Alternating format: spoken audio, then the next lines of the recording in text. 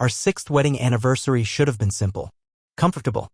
I wasn't looking for fireworks or grand gestures, just something quiet, something real. Something that would bring us back to what we used to be. So I went back to the basics. I ordered from her favorite Thai spot in Austin, the one we found years ago after getting lost looking for parking downtown. I set the table in the dining room, dimmed the lights low and warm, lit the beeswax candles she bought on impulse from that overpriced boutique in Dripping Springs. I even put on that playlist she used to hum along to while folding laundry. Little things. Honest things. I uncorked the bottle of Tempranillo we bought on our last vineyard trip together. It had a faded handwritten tag around the neck, "Save for something special," it said. I'd saved it. I didn't know it would taste like salt. She was supposed to be home by 7. At 7:45, I heard the garage door open. I stayed seated, knife in my hand, plate untouched. Carrie walked in like she was arriving at someone else's party. Her heels clicked against the hardwood like punctuation. She wore a black satin dress I didn't recognize. Elegant, sleeveless, with a slit that reached up higher than she usually dared. She smelled like something foreign, woodsy, bold. Not her usual soft gardenia. And draped over one arm was a man's jacket. Not mine. "Oh," she said, blinking as if surprised to see me. "You did all this?"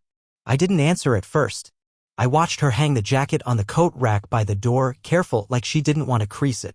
"Last-minute client thing," she said, moving past me into the kitchen like the scene in the dining room wasn't worth a second glance. "Rooftop bar downtown. You know how it goes."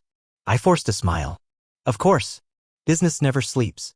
She poured herself a glass of wine like she hadn't noticed it was already decanted on the table. "It looks amazing, Jason," she said. "Seriously. I'm sorry I'm late." But she didn't sit down right away. She was too busy checking her phone, replying to a message so quickly it had to be one she was expecting. She held the screen tilted away from me, a habit she'd picked up lately, as if the pixels themselves were sacred. Eventually, she took her seat across from me.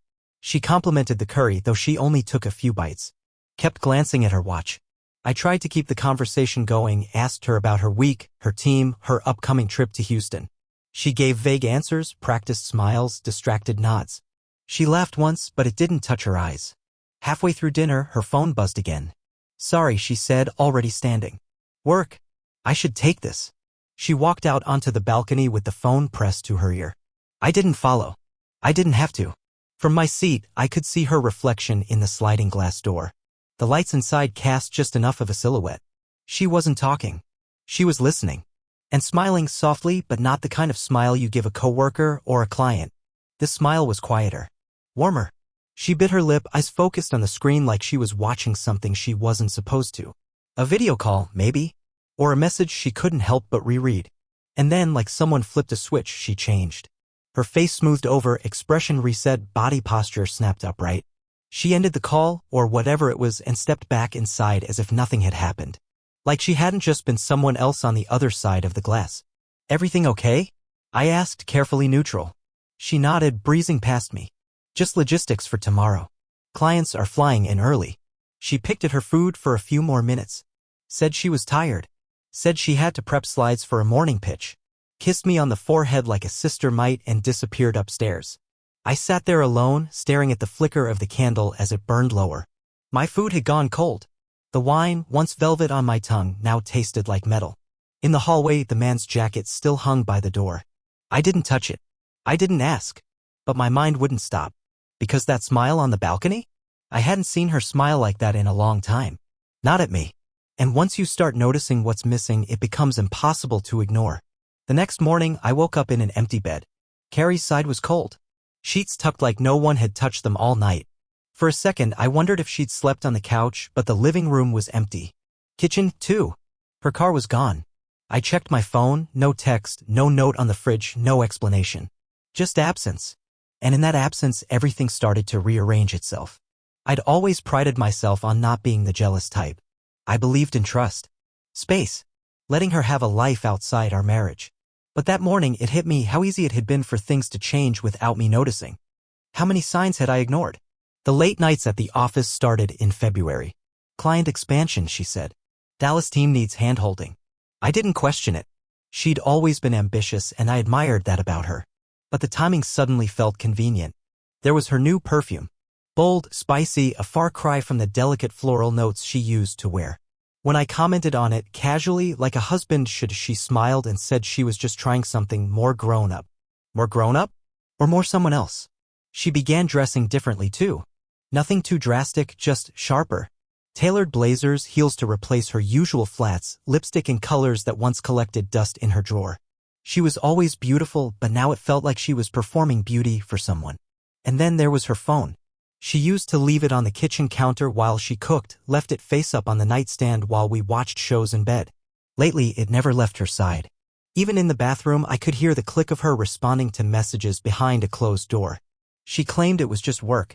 My team never sleeps, she joked once. I was too tired for humor. I wanted to believe her. God, I wanted to believe her. But now I remembered the messages. Not often, but enough times to matter. I'd catch her screen lighting up in the dark. One night, she turned just enough for me to glimpse a name, Lissy. I remember it because there was a heart emoji next to it.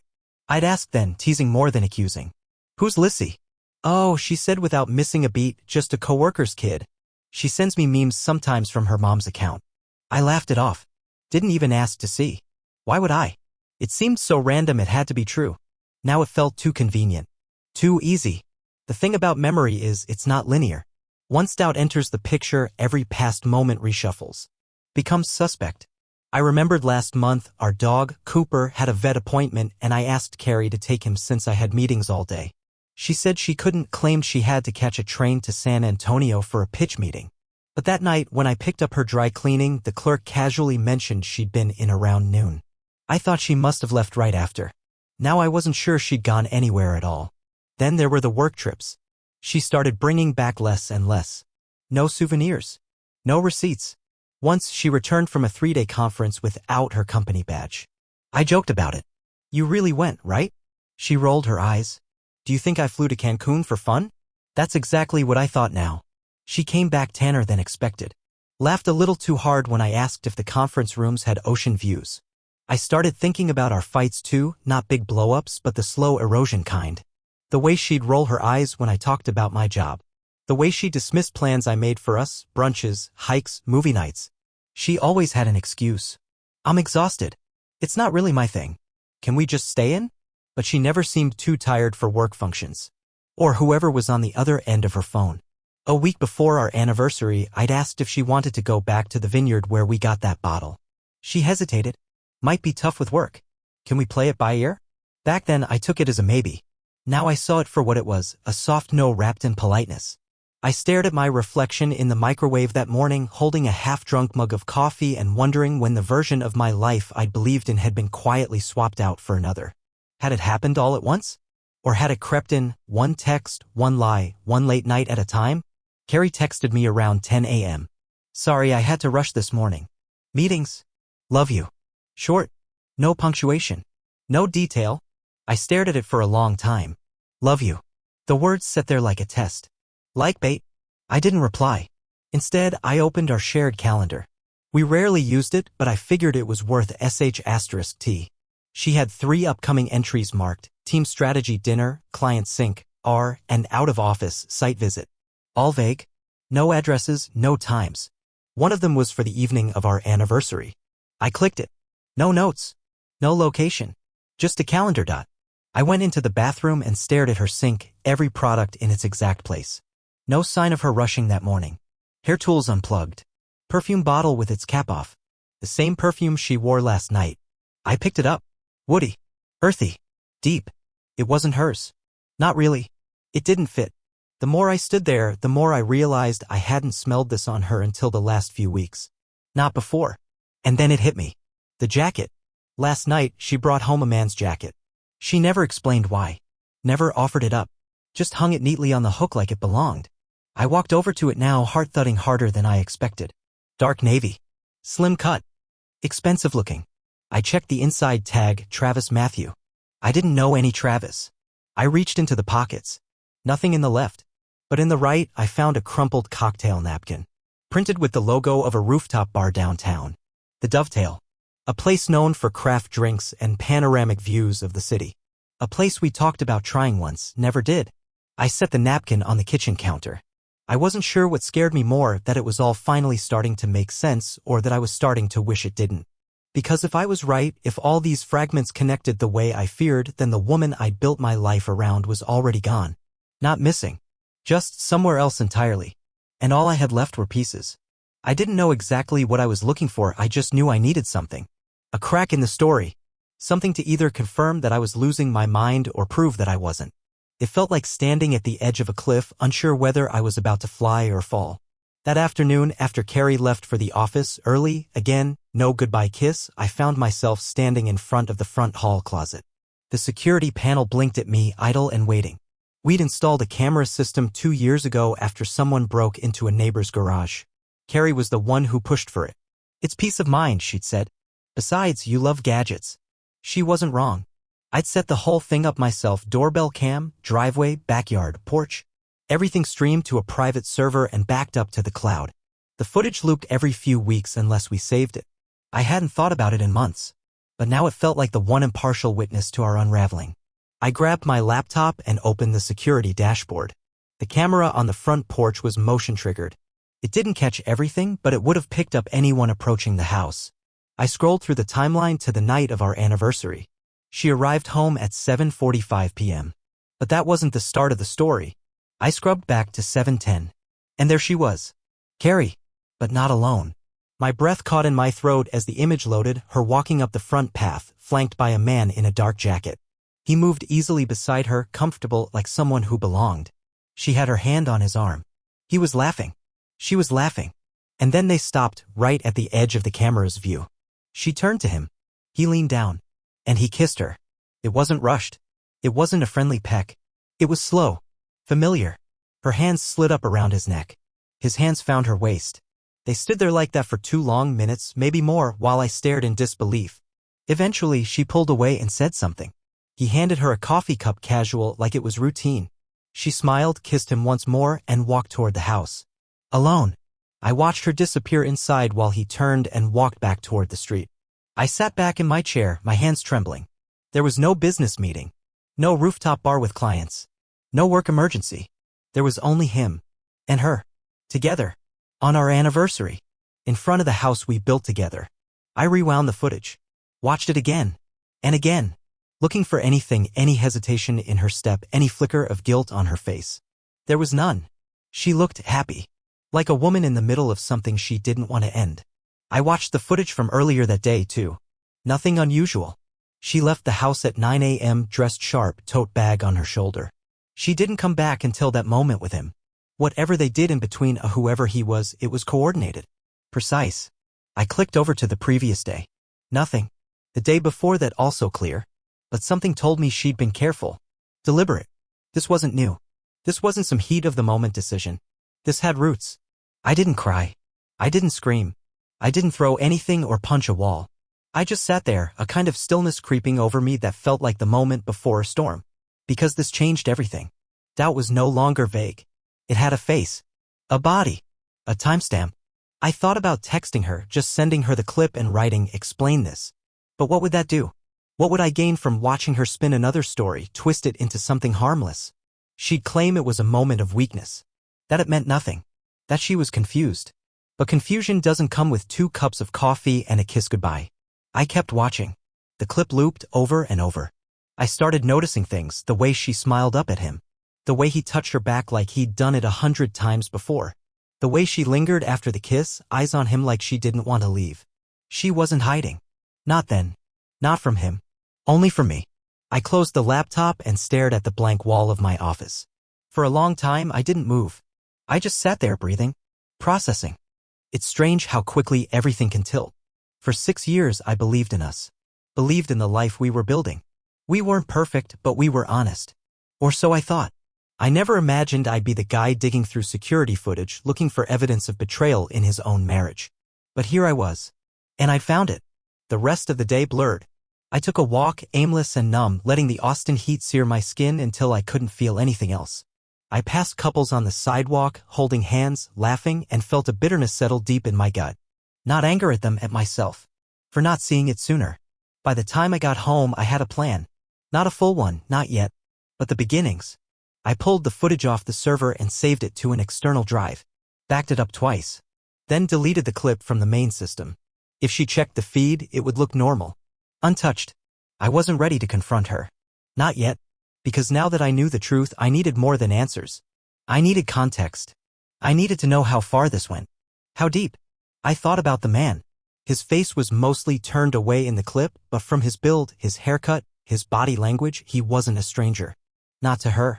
Which meant there was a chance I could find him. I pulled out her laptop from the desk drawer. She rarely used it at home anymore, everything was on her phone, but old habits die hard.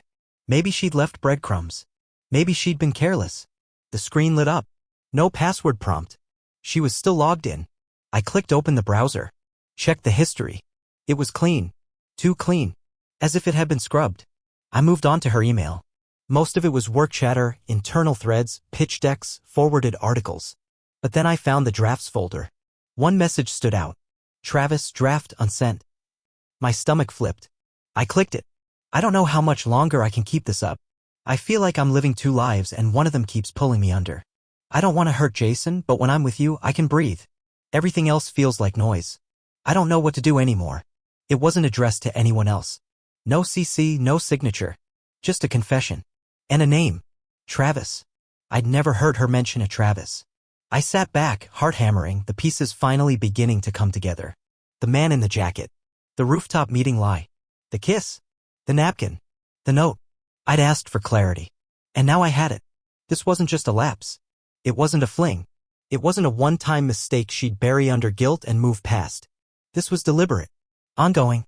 Something she'd chosen again and again.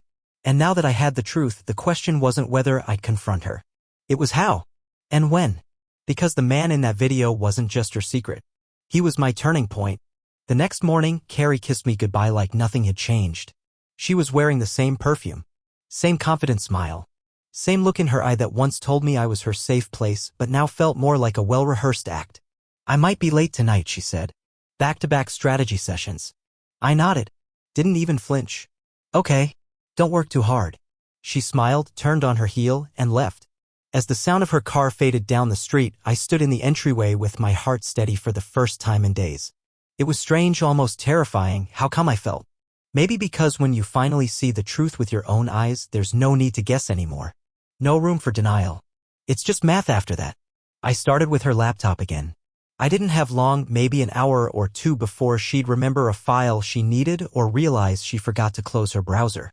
I opened her email drafts again, but the Travis message was still the only one unsent. The inbox told a different story. Buried between threads about market segmentation and slide decks were messages that didn't belong. Receipts from airline confirmations, hotel reservations under names I didn't recognize, Uber rides at hours that made no professional sense. I scanned one email chain labeled site visit details and found a forwarded itinerary for a hotel in Galveston. She'd told me it was a Houston trip. That wasn't just a city off, it was an entirely different story. The sender's name was T. Cross. Travis. She'd made no effort to hide it, just buried it in the noise of her daily routine. I opened her photo app next, the one synced across her devices. She rarely backed up to the cloud anymore. Probably figured she didn't need to. But when I clicked through the albums, I found one tucked at the bottom, marked with a single dash. It was filled with images I'd never seen. Photos of her on a beach at sunset, hair loose and windblown. Laughing, barefoot, holding someone's hand just off frame. In some, the man was visible, half turned toward her, his face hidden but his build unmistakable. Travis. There were selfies of them together. Her lips on his cheek. His arm around her waist.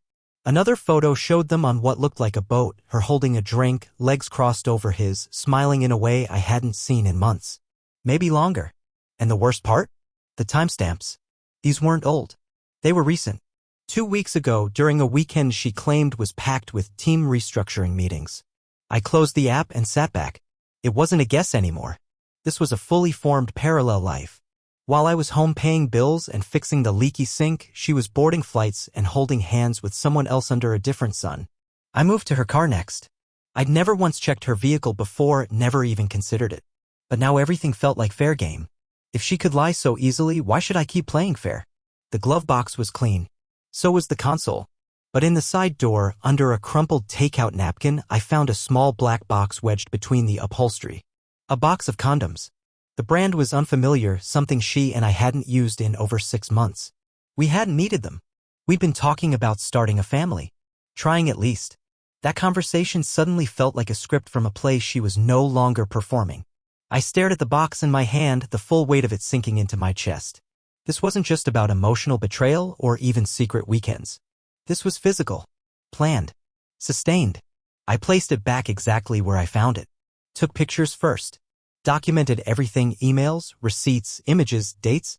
I backed them up to a flash drive, encrypted the folder, and stored it on the external drive where I'd saved the security footage.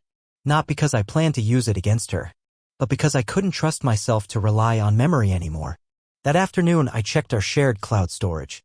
Years of files, taxes, travel itineraries, renovation plans were still there. I found folders marked invoices and Q4 reports, but buried inside one of them was a Word doc labeled Jason_T. It wasn't about me. It was about him. A list. Literal bullet points. He listens without interrupting. Makes me feel seen. Doesn't talk about budgets all the time. Remembers what I wore on our first date. Says I deserve better. It read like a ledger. A justification document. She'd laid out her reasons in cold logic, lines drawn between the life she had and the one she apparently wanted. I wondered if she was planning to show it to someone. A therapist. Or maybe just herself on days when the guilt almost caught up. But the one that gutted me was at the bottom. He doesn't make me feel small. I'd never wanted to make her feel small. I spent years trying to build her up, make space for her ambition, her ideas, her voice. But somewhere along the way, she decided I wasn't the guy who could hold that space anymore. That night, she came home late again. Said the session had run long. I watched her put her bag down, kick off her heels, sigh like a woman carrying too much. "You okay?" I asked. She smiled, distracted. "Just tired." I nodded. "Do you want to sit out back for a bit? Air might help." She shook her head. "Rain's coming in." It wasn't. The sky was clear. But I didn't press her. She changed clothes and went upstairs. I stayed behind in the kitchen, listening to the sound of her footsteps, her life drifting out of reach. Everything I needed was already here. The footage. The photos. The notes. The box in the car. The digital trail she thought she'd hidden. And the parts she hadn't even tried to. By the time I went to bed, I had a plan. Not revenge. Not confrontation. Just preparation. Because this wasn't just her second life. It was the end of mine as I'd known it. And if she could build something in the shadows, then I could dismantle it just as quietly. One piece at a time. I didn't leave right away. I didn't storm out or demand answers or throw all her things onto the lawn like something out of a soap opera. That's not how I wanted this to go. That would have been about drama, about spectacle. But I wasn't chasing a moment. I was building an exit. The day after I found the photos, I woke up before Carrie. She was still curled on her side, lips slightly parted, completely unaware that the man sleeping next to her had seen the pieces of her second life. I watched her for a moment, trying to understand who she really was, trying to find something familiar in her face. But all I saw was a stranger wearing the skin of someone I used to love. I got up, made coffee, fed Cooper, and sat in the sunroom scrolling through listings for temporary apartments. Nothing long-term, just somewhere neutral. Clean. Quiet. Somewhere that didn't carry her scent. By noon, I'd found a place. A small second-floor unit in Bloomington. Furnished. Month-to-month lease. I sent the deposit without hesitation. Later that afternoon, while she was still at work or wherever she claimed to be, I started making copies of essential documents. Birth certificates. Insurance policies. Titles. The mortgage agreement. Tax returns. I loaded them onto a USB drive and backed it up to the cloud under a new email address she didn't know existed. The next step was money. We'd always kept a joint account. It made sense back when trust was implicit. Now it felt reckless. I opened a new checking account under my name only, transferred a portion of our liquid savings, enough to float me for a few months, but not so much that she'd notice right away. I also canceled the shared credit card I'd been using, then applied for my own. It felt like cutting cords from a body I was still technically attached to. Each task was small, but together they felt like oxygen returning to my lungs. That night, I pretended everything was normal. She made pasta, poured wine, and asked about my day. I told her it was fine. She smiled like she believed me. Later, she watched TV while I worked in my office. In reality, I was wiping the shared devices clean. Unlinking my laptop from the smart thermostat. Deactivating my phone from the home security system. Changing the recovery emails on all our cloud accounts. Bit by bit, I was becoming a ghost in the house I helped build. The hardest part? Leaving Cooper. He followed me from room to room like he knew something was coming. Dogs always do. I knelt beside him one night, buried my face in his neck, and whispered that I was sorry. That this wasn't his fault. That I loved him. The thought of leaving him behind gutted me more than anything else. But I couldn't take him. Not yet. Not without raising suspicion. So I focused on logistics. I made lists. What I needed to pack. Who I needed to call. How to redirect my mail without her noticing. I kept a duffel bag in the trunk of my car, just the basics, a few days' worth of clothes, toiletries, my old running shoes, the external drive with the evidence. I moved more clothes to my office under the pretense of needing backups at work. Every night before bed, I rehearsed the departure. Not the confrontation, there wouldn't be one. Just the moment I'd walk out and never come back. When she asked what I was working on lately, I said there was a big client pitch. Stressful, I'd say, rubbing the back of my neck like it weighed more than it used to. She nodded sympathetically, sometimes reached over to squeeze my hand. It almost felt cruel. But the real cruelty wasn't mine. She had already made her decision. I was simply responding. Midweek, she mentioned that she might need to fly to Dallas again. She said it like a passing comment, as if it didn't mean anything. I just smiled and said, whatever you need. That same night, I created a document titled Separation Plan and stored it under an innocuous name on my work computer. It outlined everything. The apartment lease. The bank accounts. The days I'd be away from the house to move things without her seeing. I gave myself a date, Friday. That would be the day. 1 week from the anniversary dinner. 7 days from the moment I watched her reflection smile at someone else. 7 days from the death of whatever we once had. On Thursday, she kissed me twice before leaving the house. She was in a rush, said she had a deadline. I told her I loved her. It wasn't a lie. I still loved the version of her that used to wake me up with bad jokes and curl into my side during thunderstorms. The version that danced barefoot in the kitchen and sent me blurry photos of street art she found on the way to meetings. That version was gone, but the grief was real. After she left, I took a final walk through the house.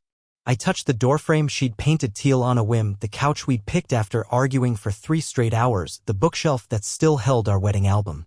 I didn't cry. I just remembered. And then I packed the last of my things and left. I didn't leave a note. I didn't need to. She'd know soon enough. By the time she tried to log into the bank account, she'd find a new security question. By the time she checked the cameras, they'd show nothing because I'd disabled them hours earlier. By the time she called my cell, it would be off. And by the time she realized I was gone, I'd be 3 hours away, staring at a blank wall in a new apartment with a record player humming something unfamiliar. It wasn't revenge. It wasn't punishment. It was survival. And this time I was choosing me. It took her 3 days to show up. By then, the apartment already smelled like fresh paint and new beginnings. I'd kept my phone off, ignored the shared inbox, and locked down anything with a digital breadcrumb. When the knock came, I didn't have to check the peephole. Carrie stood outside with a bouquet of sunflowers and that same confused tilt in her smile, like maybe this was all just a big misunderstanding. Jason, she said. What is this? I didn't open the door all the way. Just enough for her to see me. Just enough to be civil. You're not supposed to be here, I said.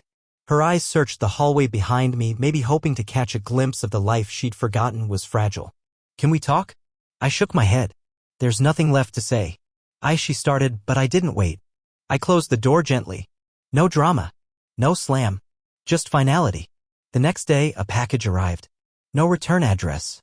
Inside was a small box with our wedding bands and a handwritten letter. Jason, I won't ask you to forgive me. I don't think I deserve it. The truth is, I lost myself long before Travis came into the picture. He didn't ruin us. I did. He just reminded me I was still capable of feeling something. I wish I could say I didn't mean to hurt you, but that would be a lie. I knew what I was doing. And I did it anyway. I'm sorry for that. I hope someday you find someone who chooses you completely. From the beginning. Carrie. I read it once. Then I put it away. Some truths don't need repeating. 2 weeks later, the quiet started to feel like company. The apartment was small, but it didn't echo with disappointment. The record player played albums I hadn't touched in years, jazz, some Springsteen, old Dylan tracks I forgot I loved. The air smelled like coffee and cedarwood, not the ghost of someone else's perfume. I started running again in the mornings. No goal. No stopwatch. Just movement. I volunteered at a local shelter on Saturdays, walking dogs, cleaning kennels, fixing a broken fence out back. It didn't fix everything, but it reminded me that life keeps going even when it's cracked down the middle. One night, I lit a fire in the small pit behind the complex and burned her letter. The flames curled the corners slowly like it didn't want to let go either. But it did. So did I. No more wondering. No more watching. No more waiting for the version of her that no longer existed. I wasn't healed. Not entirely. But I was lighter. And for the first time in a long time, I could breathe without flinching. This space, this life was mine again. Not perfect. Not polished. But honest. And that was enough.